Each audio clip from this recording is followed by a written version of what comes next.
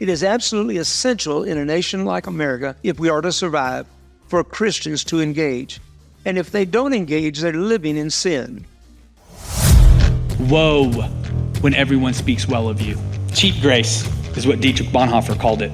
You know, there's a war raging for the hearts and souls of your kids. And you have to be shrewd as serpents, gentle as doves. You have to see it. You need to learn to spot it for what it is. You know, God's given you authority. Use it.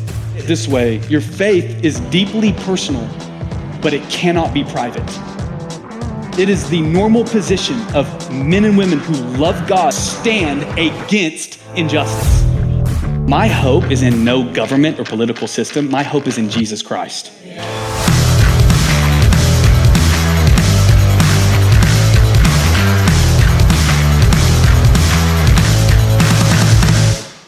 Well, hello everyone, and welcome to the Under God Podcast. My name is Stephen, and I am very, very excited to be live at the Forged Conference in Albuquerque, New Mexico.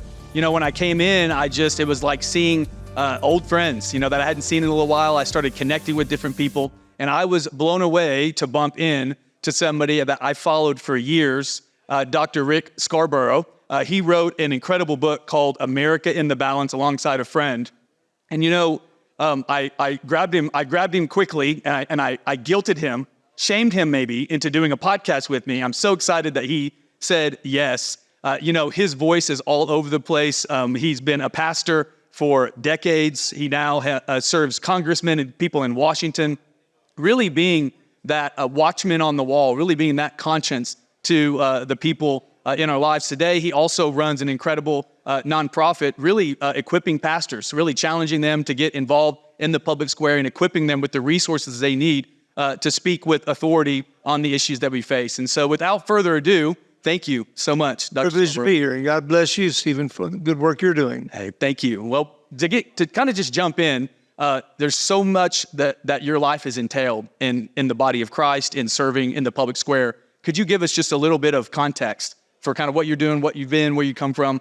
I actually never intended to be a preacher. I was doing all the coursework for going after a law degree, political science, speech as a minor, playing football at Stephen F. Austin, but something happened on my way to being a lawyer. I fell in love with Jesus. I mean, I had a dramatic turnaround of my life, and went to my first FCA meeting during my sophomore season, and they made me president. And the reason they did that, I found out, because no one else would take it. But as God would have it, we had an outstanding football season, one of the best that SFA had experienced to that point. That opened doors all over for the FCA to be invited out to speak. Found out I could do it, that I loved doing it. And I shared with you, I think, pastor of First Baptist Church in Nacogdoches called me down from the dorm one day and said, "I hear you love Jesus." I said, "Yes, sir, I do." I was kind of proud he knew that. And so he handed me $100. That's the most money I'd ever had in my hand at one time. He said, "Go see Dick McLean, who owned a local men's clothing store." And he said, "He's expecting you, and this is going to buy your first suit." My second month's salary. Suits are way more expensive today. Yeah, they are. But youth pastors get paid more too. That's true. My second month's. Not much more. That's also true. I bought my second suit with the second check, but that launched a love affair with Jesus I never got over. The things have fallen in my path, sovereignly directed. I've had the joy of working with some of the greatest men of God of a previous generation. Many have gone on to be with Jesus. One of the men who mentored me that some of your older folks will clearly remember, and everybody knows his name, was Jerry Falwell. Yeah. D. James Kennedy. In fact, Jerry Falwell, he said, "Rick, what you need is a board of advisors. Nobody knows who you are." And so he put together a board of advisors that included Tim LaHaye, D. James Kennedy, and a host of others. Tim Lee, whom I asked our speaker today, who's in military, if he knows Tim, Tim lost both legs in Vietnam and gave his life to Christ and became a dedicated minister of the gospel. And so these were the men that mentored me, that gathered around me and began to encourage me and teach me how to share my faith. And so out of that, was youth pastor for a couple of churches, then went off to Southwestern Seminary. I laughingly tell people I went to Southwestern Seminary because when I drove up, it said Southwestern, the logical seminary. I'd been there 2 years before I saw the O. I also liked it because the main entrance and the big atrium when you walk through the doors is Scarborough Hall, one of the great ministers of the gospel of years gone by. No relation? No relation? No, we are distant But related. spiritually, you're definitely related. 100%. But L.R. Scarborough was the first president of Southwestern Seminary, so it was one of the few places I've ever been where I didn't have to teach people how to spell my name. So that's kind of how it all got started. A lot more to the story, but that's how it started. So then you started out as a youth pastor, and then you also senior pastored for many, many years. That's right. In Texas. I know I read about Pearland. That's right. In the Houston area, right? And you're one of the few people that read those words and don't call it Pure Land. It's a pear. I mean, you can see pears in the word. I've had to correct Christiane Amanpour and everybody else in the media that it's not Pure Land, it's Pearland, the land of the pears. But I did. I went there because it was close to my parents, because the door opened, obviously. Church ran about 1,000. And my grandmother was in her 80s, whom I dearly loved, was reaching the end of her days. And so it was just a great place to settle in and see if some of my theories in evangelism worked. Guess what? They did. The first 2 years we were there, first year we were there, we baptized 500 people. Wow. But we also started bumping into corruption in the local city government. And this was when? What year? This was in 1990s when I went there. So corruption in the government's nothing new. It's as old as Adam. In fact, what happened and what whetted my curiosity is when I went there to examine the church and meet with people, I was amazed that we were 12 miles from downtown Houston by the shortest route. Excuse me. You're good. 12 miles from downtown Houston, but there were only 19,000 citizens, and right in the middle of Pearland, cattle were grazing.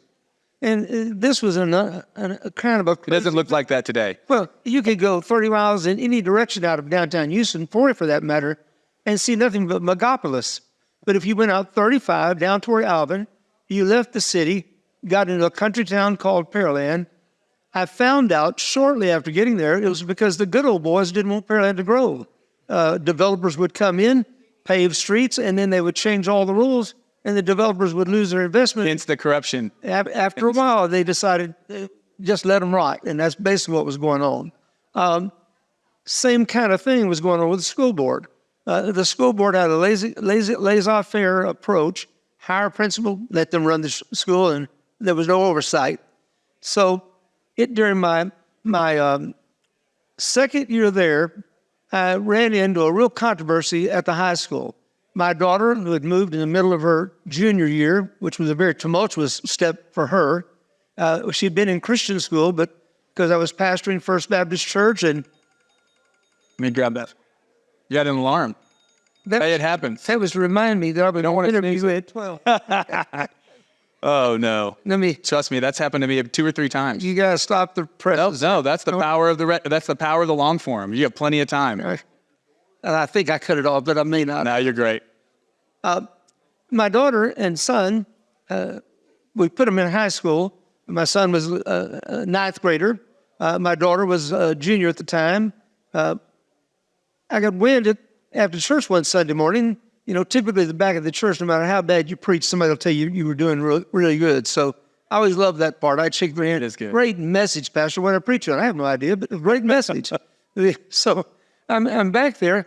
Only this Sunday, a lady stepped out of the line and said, "Pastor, are you aware of the high school assembly tomorrow?"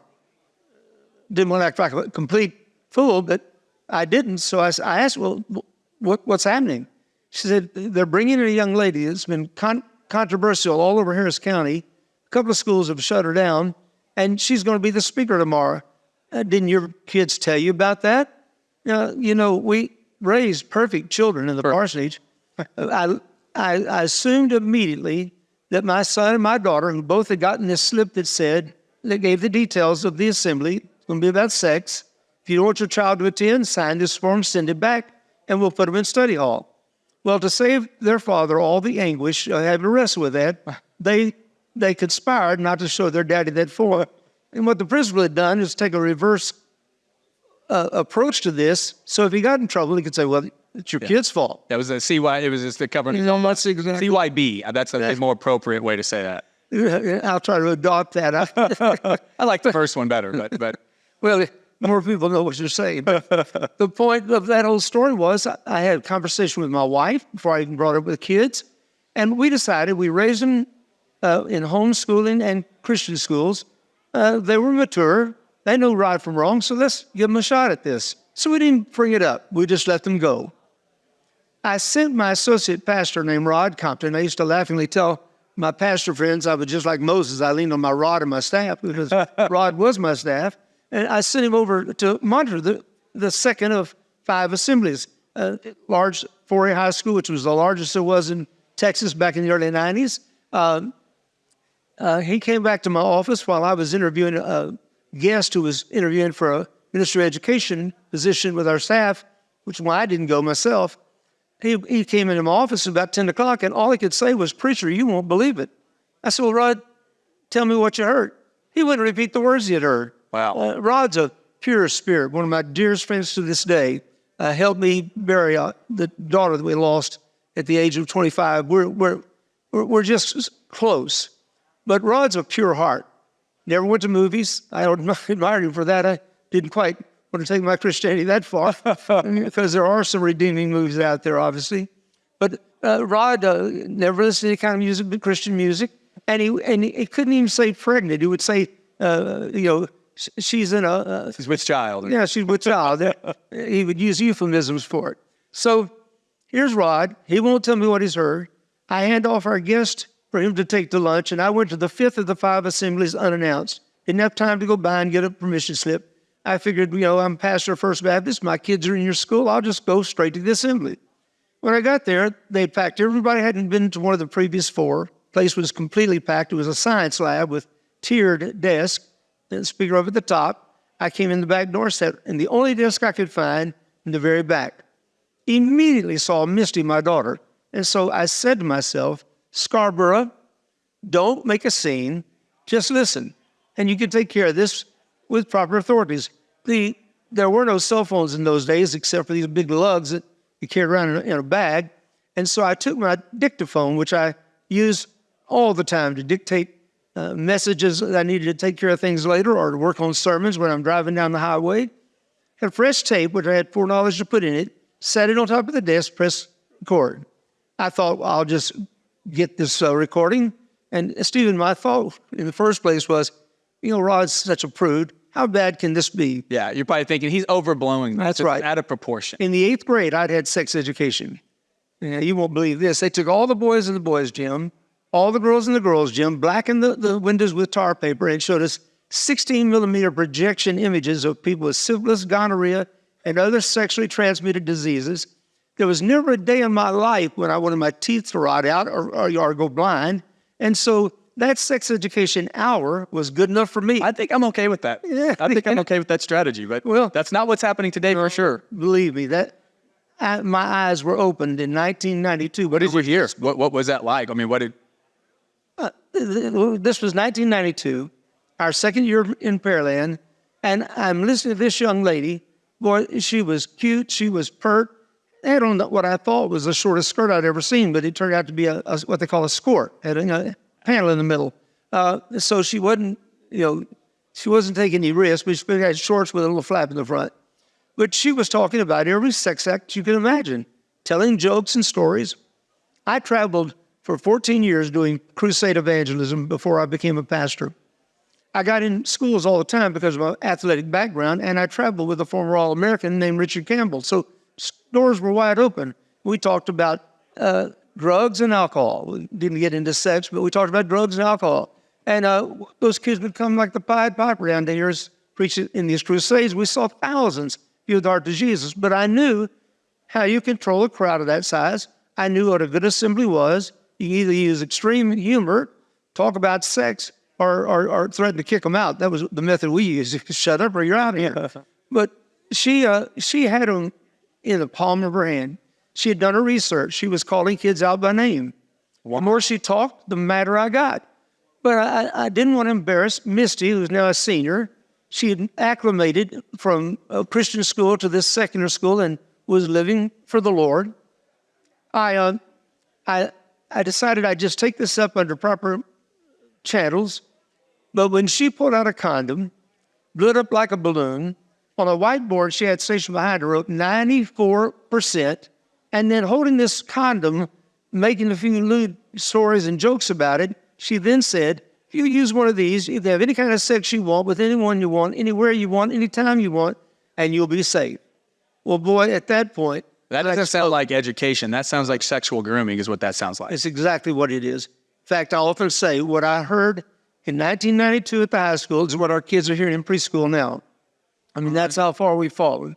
So I raised my hand. I was in a suit that day, coat and tie. She probably thought I was one of the principals. She said yes, sir, as courteously as she could.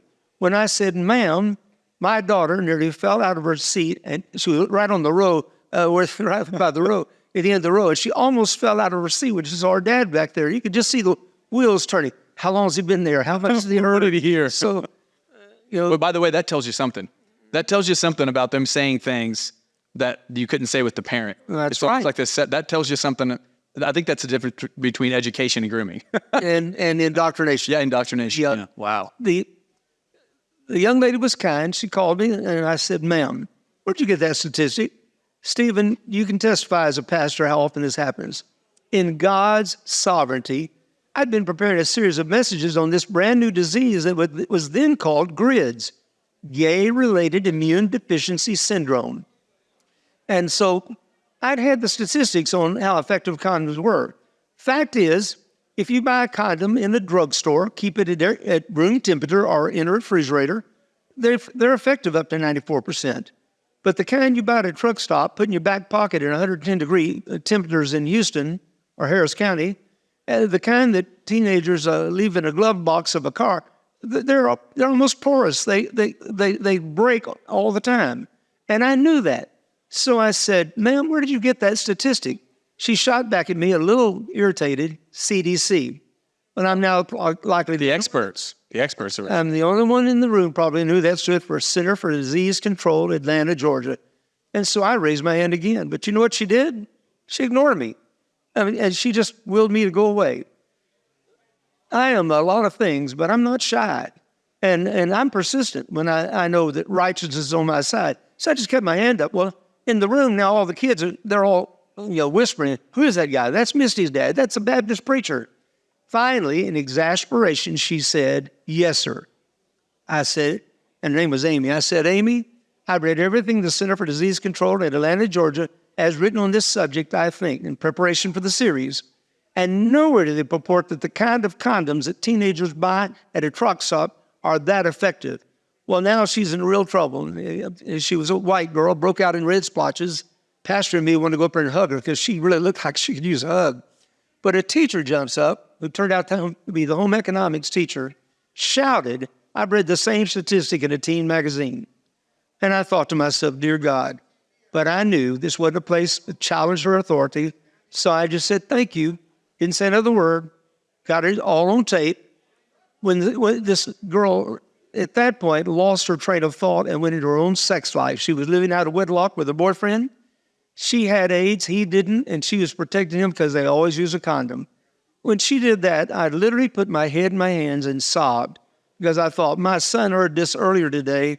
My daughter's hearing this now. How many kids are going to die because of this misinformation? When the assembly was over, shortly thereafter, everybody streamed out right, and they got to the door I'd come into, so they all went right by me. Some of the kids were very courteous. A lot of them just looked straight ahead. But there were some that said the kind of abusive things you would expect. They were angry because who do you think you are? Of course. But the only one that mattered, guess who that was? Misty Dawn, my daughter, our firstborn. She made her way to me as quickly as she could. I'll never forget this till I die. She threw her arms around my neck, kissed me on this cheek, and said in this ear, Dad, I'm so proud of you. I'm so proud of you. She'd been involved in my ministry in some fashion ever since. She's a lovely, godly woman, oversees the women's ministry, one of the largest churches in San Antonio. I couldn't ask for a better child. But she stood up for her dad at the high school. And all that did... Well, I think it's because you stood up for her. It was like, I think that's what our kids, I think we have this attitude as parents that we need to back off. That's somehow better for our kids. You said something to me about raising children. You hold on too long. Do you remember that? it's You got to share that. it's a chapter in one of my books where I talk about raising teenagers. It's like the hammer throw. You got this heavy weight on the end, and you're going round and round in circles, and you have to train yourself to keep your balance, and you have to know just when to release that hammer throw, because you have a boundary of about 60 yards out at 100 yards, and if it lands outside the lines, you lose. And if you don't know what you're doing, in fact, they don't even have it in high school because you can kill somebody. I mean, it's that dangerous. And so I equate raising teenagers like that. You got to know just how long to hold on, just when to release. And if you do it properly, they land in boundaries. If you do it good, they become champions. And the schools say the moment that they get them in kindergarten, it's theirs. That's when you let go. But you're saying, no, that Misty's reaction is likely the result of you going, no, she's not released yet. And because you're a protector, you're the one that has to stand up. I think if she were here, she would answer all those questions affirmatively. So this was in 1992. 92, that's right. 92. And before long, I went to the pulpit the following Sunday with a transcript of what I had just heard, about 45 minutes worth. No, 30 minutes worth. By that time, it was all over town. In fact, I even put on our signboard out front, if you want to hear what the kids heard at PHS, Pearland High School, come Sunday. So you did what John Amachuku is doing now, all the way back in 1992. That's right. I decided if it was good enough for these kids, parents ought to hear it. Wow. And so that following Sunday, we had the biggest crowd since the day they called me. I told you yesterday, all the CEOs came, the Christmas, Easter only crowd. They all, we call them Cheesters, by the way. The Christmas, Easter crowd, yeah. Well, place was packed. Now, I was born at night, but I was not born last night. I'd been an evangelist for 14 years. I had some great revival sermons. So I polished one of them off, and I saw how big that crowd was and just put that transcript over to the side. And so I walked out there, places packed, people standing around the walls, and I proceeded to preach hell hot, heaven sweet, Jesus saves. And we had several adults saved that morning. But all those clock-eyed Baptists, they're staring at the clocks and saying, I thought you were going to talk about the AIDS Assembly. So I sat them all down, got up the transcript, 12 pages, and I said, I'm going to read this word for word, 4-letter words and all. So if you want your children to hear this, we have facilities set up in the gym for them, or if you need to go, we understand. Well, we lost about 20% of the crowd. Unbeknown to me, a Chronicle reporter was in the crowd. Which is, Houston Chronicle. Yeah, that's right. And at that time, people actually bought them and read them. Yeah. And so I stood there and read that transcript, word for word, line for line. Most of those people in that church had grown up and gone to Pearland High School. That wasn't the high school they'd gone to. You could just see the rage rising. One of the men stood up and said, Preacher, what are we going to do about this? And I called him by name, and I said, we're not going to go half-cocked down there and burn the school down. By the way, that's the difference between people who love God and leftists. Their response is, let's just go burn it down. Our response is, no. We have a system. We have a way. We're going to be responsible. It's a great insight. Continue. I didn't mean to interrupt you, but I couldn't help thinking that podcast. Well, hey, sometimes, but you're my guest. They want to hear from you. They hear from me enough. Well, so I'm a preacher too, and so you have sometimes jerk the mic away. But I'll try to expedite as much as I can because all this is relevant to what's happened since. So I scheduled a called school board meeting for a week from the following Monday, Sunday, and then Monday, week later. Got up the next day, and the whole metropolitan section of the Houston Chronicle, one whole page was dedicated to preacher of FBC takes on Pearland High School. And I'm telling you, our phones began to ring from across the country. People wanted to interview me and talk to me. I determined real quick I didn't want to make a national story out of this, so I simply refused all interviews.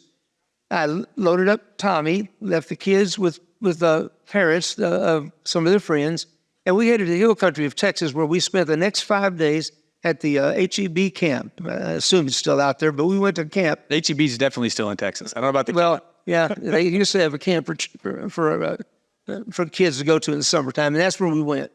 I had 5 minutes to speak.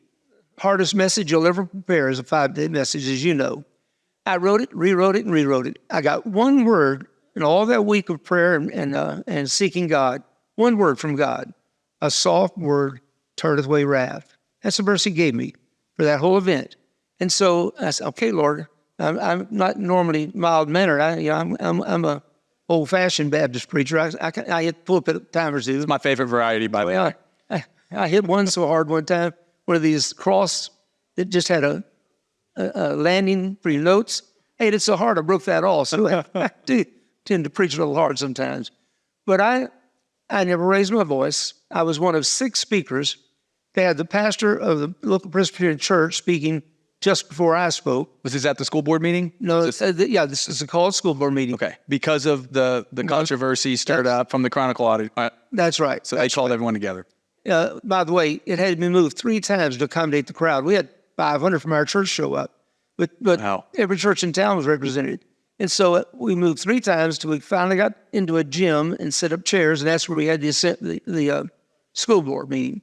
I was the last one to speak, and I mean, a couple of students spoke, and boy, they just berated me for what I'd done, interrupting their school.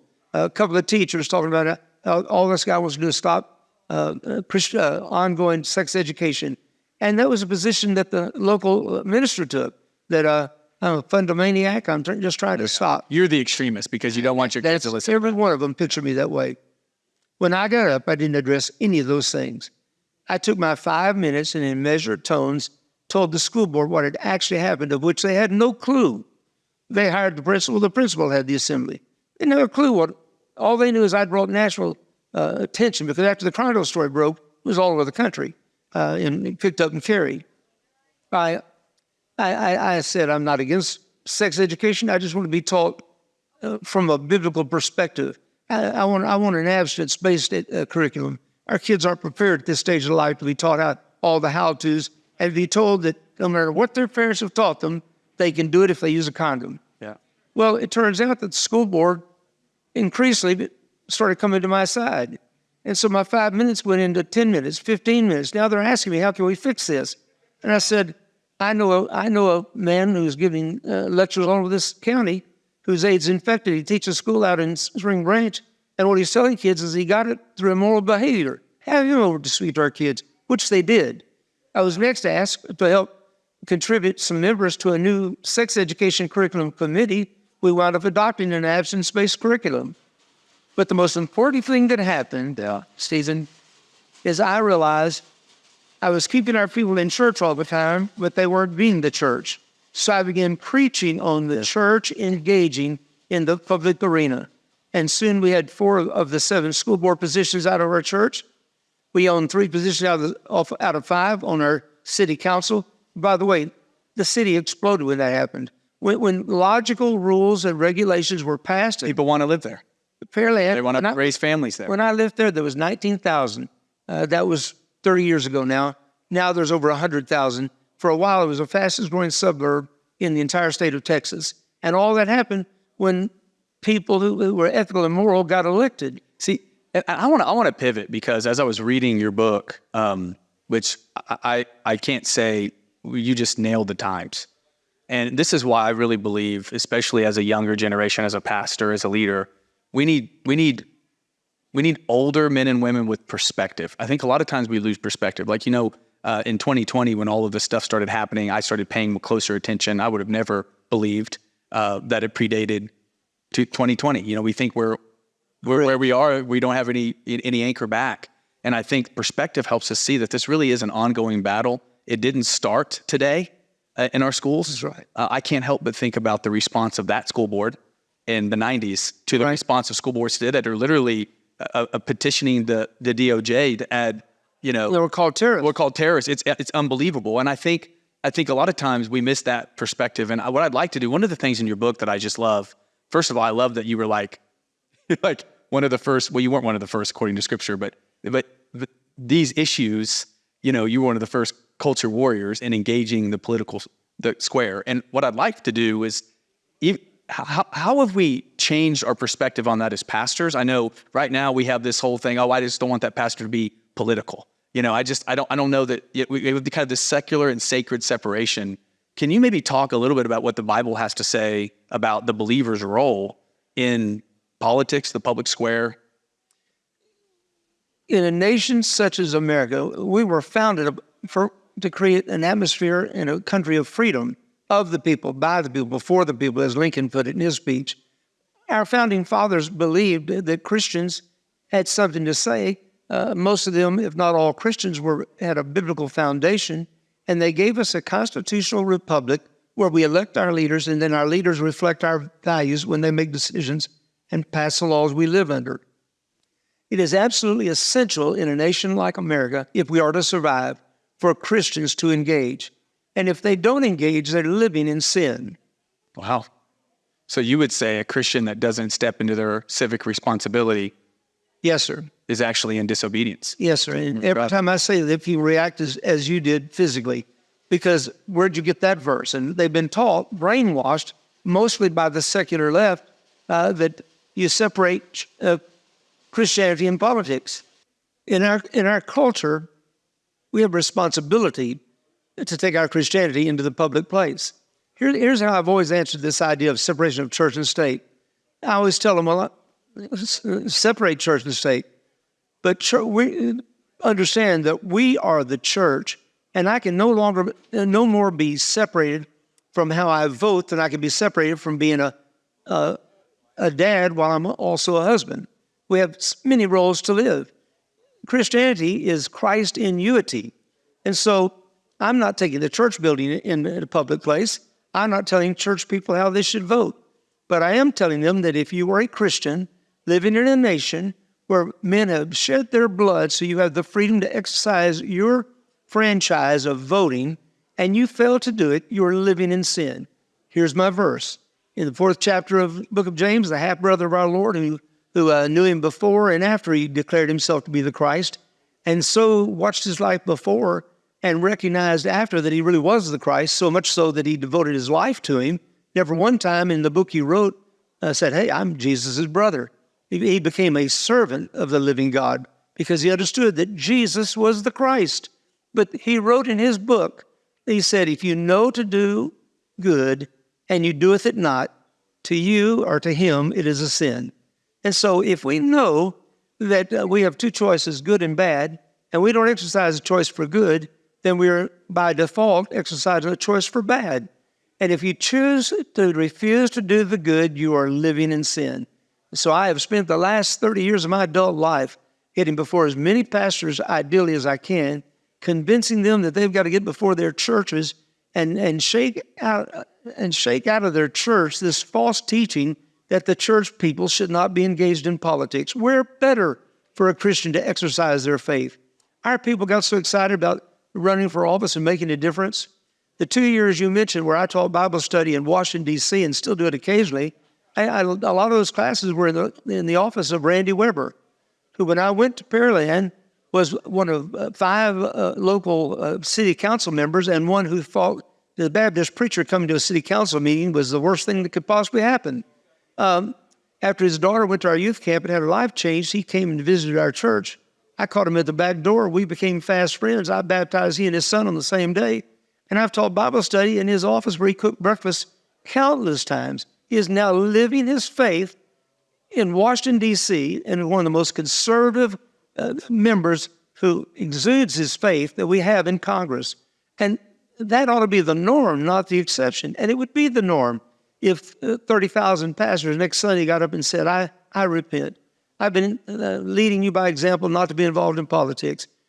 Do what I did. Take all your men off on a men's retreat and say, we got an open seat on the city council. If one of you men don't sign by the deadline, I'm signing. I'm running for that office. Boy, they looked at me with a nervous laugh, and because they knew I would.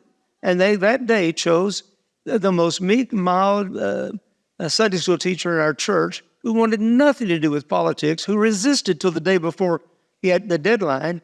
And so rather than his pastor signing, he signed up, was elected on the first ballot, and became one of the most faithful, godly members of our city council. And then we recruited Randy, who came over. It wasn't long till we had 3 members. 3 of our members out of our church went on and served in the state government. One died in office. One is still there. And the other is Randy Weber, who went to Congress. Wow. So a church can impact the nation. That's just one church. That's right. One pastor saying, I'm going to pay a little closer attention. What advice would you have but for maybe next steps. I know you do a lot of ministry geared at pastors. That's right. And really preparing them. I think a lot of times pastors, they want to engage, but they feel a little bit, if somebody would have told me when I became a pastor that I was going to have to, be a pastor, but also be a commercial real estate agent, be like a culture, run a daycare, and all of these different things I would need to be, it's just overwhelming sometimes. I think sometimes pastors don't feel maybe equipped. Could you talk a little bit about that? It's some thoughts you might have for that, but also what you do in your ministry. Yeah, what I tell pastors is we can walk and chew gum at the same time. We don't even ask the pastors to do the work. We ask them to give us access to their people by providing materials that we've written or that we've gotten from other sources, and then preach one or two sermons every election cycle on why Christians should vote, not as Republicans or Democrats, but as followers of Christ. When I do an interview with secular press, they say, of course, they all make me a Republican now because I've been involved in this so long. But my earliest writings, and you can hear Christiane Amanpour tell her national audience when she's trying to defame me that I'm a Christocrat, because that's what a Christian nationalist is what it's called today. I say this, Dr. Scarborough. I say I'm a Christian constitutionalist. Now that's a much better description. Well, I mean, our Constitution. I think John Adams was the one that said that our government, our Constitution will only work with the good and moral people. And it's this idea. Israel means to wrestle with God. Islam means submit or die. It's interesting how the left and the progressives paint believers as if we're like making people submit or die. That's actually not what we do. Not at all. And the Judeo-Christian foundations of our nation actually makes us one of the most tolerant and classically liberal places on earth. But that only goes so far. We lose our foundation. What does it say? If the foundation is destroyed, what do the righteous do? That's what's happening in America right now. You look back over the 8 years that Obama was in office, he appointed judges that were countered everything I personally believe. Well, he hates America. That's my opinion. You can have your own, but he hates America. But what do Christians do? We didn't riot. We didn't burn down buildings. We submitted and we prayed for deliverance. We got 4 years of the orange man who said all the wrong things, but did all the right things, and put 3 conservative Supreme Court justices on the Supreme Court that overturned Roe v. Wade eventually. And in the down courts, he put in hundreds of constitutionally anchored jurists. See, they call that right wing, but it's not actually. It's American. It's going back. I have a. You were talking about our founding and how the founders laid it out on a Christian foundation. I read years ago. I didn't know this. I wasn't taught this in my history program, of course. But our founders were actually looking at the 400 years from when Joshua entered the land to when, the people cried out for a king, where the people self-governed, themselves. And when you look at that period of how they thought and how they led, it seems as though, well, yeah, we need more government if we take less responsibility morally. That's exactly. It goes back to the school board in 1992. It's right. That's actually the answer. And, it's. School board, city council, and then increasingly the state government. Now, the state government has lots to be desired because we've got a lot of people who claim to be conservative who then conspire with liberals. We're in Texas, so we know all about that in the House. Yes, okay. Our great Attorney General Paxton is taking care of a lot of that too. But that's, instead of rioting, what are we doing? We're taking care of it legally. Yeah. And one thing Jesus teaches us is to abide by the laws. And in America, we don't like the laws, we change them. Yeah. And without terror, we change them by going to the ballot box. But they don't get changed if Christians don't go to the ballot box. And that's why every single election cycle at this time, I spend all of my time on the road meeting with as many pastors and groups as we can. We fund a luncheon or a breakfast. We put 50 pastors in a room, and we start in a 2-hour period while they eat a meal, convincing them. And our hardest part is to get them in the room. But once we get them in the room, 90% of them sign on to our program of preaching 1 or 2 sermons between now and Election Day on why Christians should vote as followers of Christ, register every unregistered voter within our influence, but primarily in the church, so that they can vote, and then lead them by example to the polls. If Christians show up, we win. If Christians don't show up, we lose. And we are losing this nation because for so long, 60%, 70% of those who say they're Christians don't, half of them don't get registered, and of the half that get registered, they don't show up. So that's what I'm on a mission to do. I'm 74 years of age and proud of it. And I will do this till I die, or God so moves in my life physically that I can't do it. But as long as I've got breath, I'm going to look every pastor I can in the eye and say, lead your people to understand their biblical role of citizenship and show them by example what it means to vote as a follower of Christ. In other words, do your job. Good way of putting it. Now, I want to give you a little bit of an opportunity to talk about some of your organization, but also how your organization is partnering with others, and also how people listening to the podcast. I mean, we have lots of people on the podcast. Some are pastors, some are just believers that need to go maybe hold their pastors a little more accountable, be an encouragement to them to move in the biblical direction. How can they find you? What are you doing? Maybe we can close with that. Our website is recoveramerica.com. And when you get to recoveramerica.com, they learn a lot about the coalitions that we're a part of. About 6 months ago, I was invited to get on a Learjet and fly up to Michigan with a group of leaders from other organizations, and I was going just to observe. Well, one of my good buddies who was already in the organizations talked to the founder of the organizations, give Rick 15 minutes. And by God's grace, I got 15 minutes in the middle of the program. I gave the final address at all the rest of the stops, and we stopped about 10 or 12 times coming back. And I now give the final address at every stop, primarily because I'm not talking theory. I've lived this, and I can show them what a transformation happens in a community, not just in making them all a member of your church, but making the community worthwhile living in. One of the fights we fought was to save a godly police chief who served in that position until he died, who that wicked city council was trying to fire because he was reporting their illegal meetings to the county attorney. I mean, in every local community, if Christians aren't engaged, if the salt is not there, then I'll promise you evil and corruption is reigning. And there's only two reasons to serve in public government, because you're going to take such abuse no matter which side you're on. Is one, because you want to serve other people, have a godly motive, or the other is to serve yourself. And there is money to be made in politics by serving yourself. And boy, I'll tell you, most of politicians are eating at the public trough. They're lining their pockets with gold. I mean, just look. No, literal gold bars. I think we just had a senator get convicted on that. That's exactly right.